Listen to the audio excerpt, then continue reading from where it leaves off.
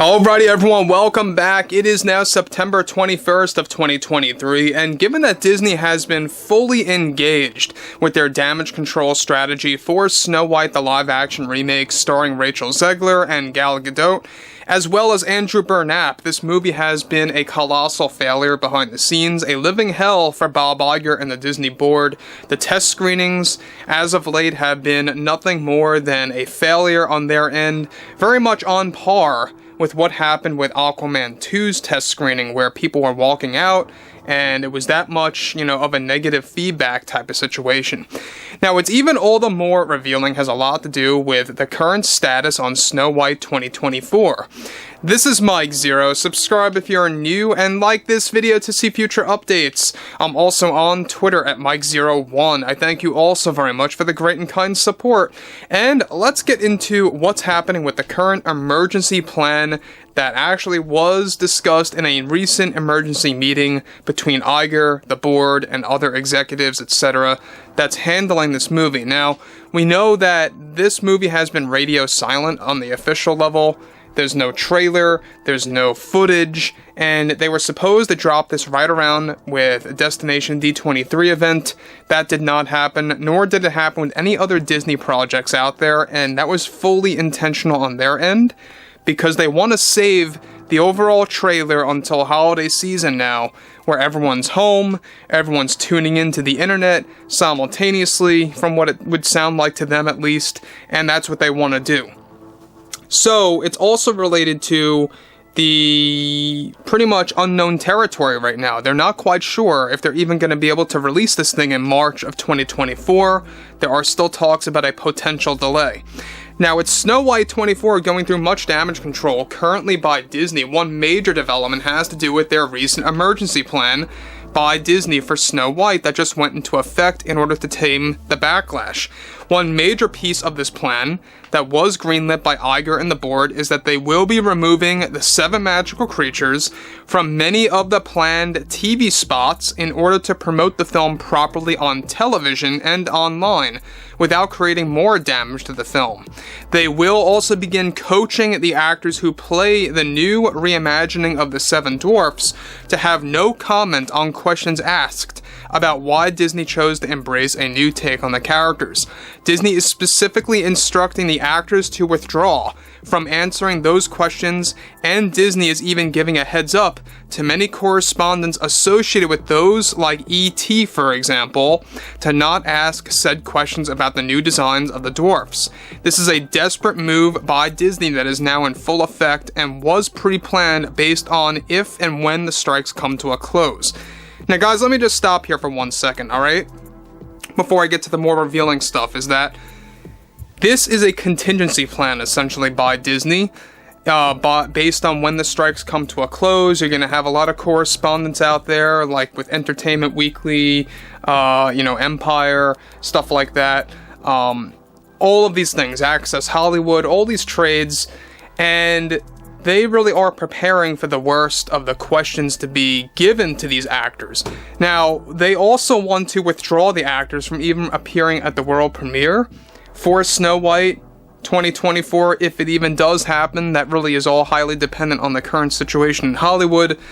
We know that this happened with Indiana Jones 5, and that really did not do them any justice at all. But what's interesting about this is the fact that Bob Iger and the board are going extra lengths by removing the 7 magical creatures from any of the TV spots. Now, that's not necessarily the trailer per se, but they are removing them from advertising, from promotions on TV and online. Alright, so many of those little snippets that you see from many movies out there, they will be removed all from that to kind of save their overall image as a company and to prevent more damage on a grand scale. Because could you imagine if you saw the 7 magical creatures every day on television and online, with those TV spots pretty much that are always repeated? They do this with Star Wars, they do this with Marvel, heck, they do it with any franchise out there, especially if it's a major film by Disney.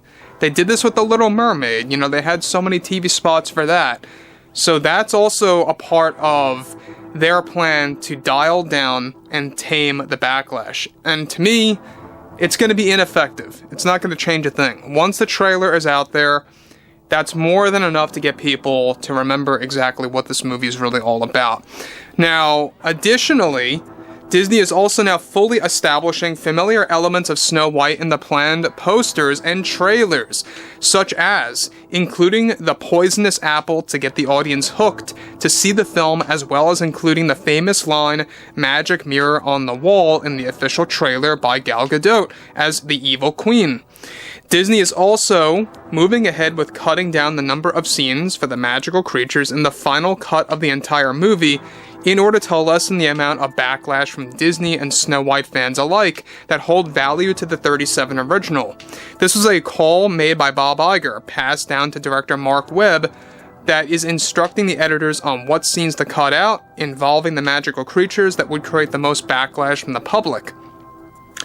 Disney is also in the process of cutting out the second half of the Hi-Ho remix song that is a mixture of hip-hop and folk music combined. Now, we talked about this weeks ago. There is a remix of the famous Hi-Ho song. You guys may recall, we talked about this. It's going to be much on par with the cringe-worthy level of the Scuttlebutt song from The Little Mermaid. I always kind of like to put this little challenge out there, so if you guys would like to take up the challenge to listen to that song, go ahead, maybe pause this video or X out of this right now, or do it after, it doesn't matter. Check out that song, because apparently the Snow White Hi-Ho remix is right on par with that, on the level of bad. And so I could see why they would delete the second half of the song, because there's reportedly two different parts of the Hi-Ho remix that are displayed in both the second act and the third act. The part in the third act is reportedly getting deleted and canceled by Disney to also tame the backlash. Everything seems counterproductive. Everything seems like it's just not going to work as planned. If you want to tame the backlash, at minimum, delete the whole song. Why only delete half the song is beyond me. It makes absolutely no sense. This is typical Disney behavior where they just don't know what they're doing. They think that just minimizing something is going to make itself work out. No, it's actually quite the opposite. As long as it exists on any level, it's not gonna tame anything, right? So this Hi-Ho remix, I believe, is just going to be as cringe as the Scuttlebutt song.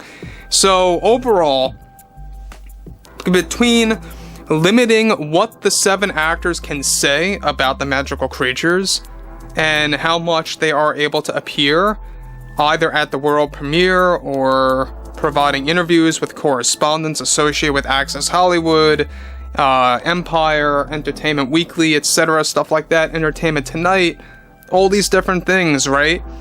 They don't want them talking to them about the 7 dwarfs and why they're so different.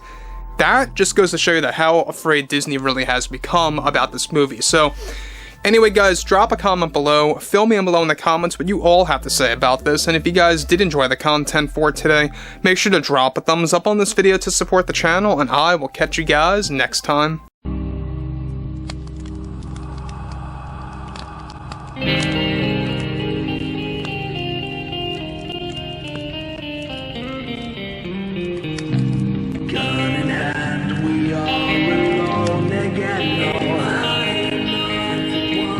From night to moon, we hear them moans again.